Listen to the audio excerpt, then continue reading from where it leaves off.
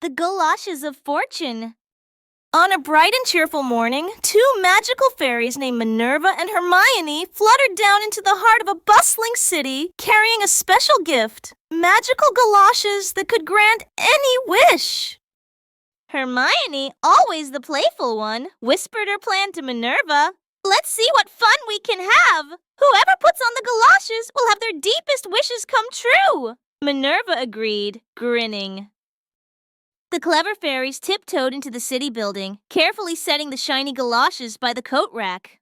"Let's watch the magic," they whispered, hiding and waiting to see who would find them. Soon, a young counselor spotted the goloshes. Thinking they belonged to someone, he slipped them on, not knowing their secret powers, while the fairies watched with excitement. As soon as he put on the goloshes, he wished life were as simple as in the old days. Instantly, the city changed. Horses clattered on the streets, and old carriages rolled by, while the counselor stared in awe. But life in the olden days wasn't as easy as the counselor imagined. People stared at his odd clothes, and there were none of his favorite treats or comforts. He began to feel quite out of place. The counselor quickly wished himself back to his own time, and the city whooshed into color and music once again! He sighed with relief, realizing maybe the present wasn't so bad after all.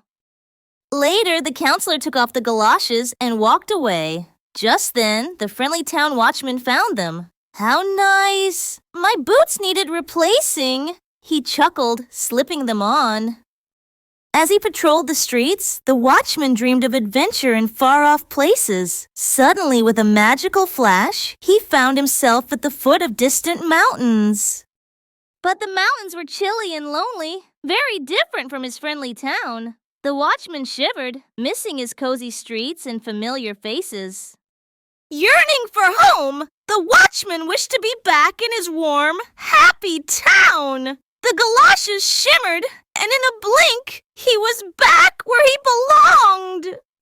Soon, a curious student found the goloshes and tried them on. With a wish to be the smartest scholar ever, magical sparks surrounded him. What would happen next? In an instant, the student was surrounded by books and fancy knowledge. But so much learning at once made his head spin. "Maybe I wished for too much," he thought. The student quickly slipped off the goloshes, feeling grateful for his own ordinary mind. Sometimes, being yourself is just the right wish.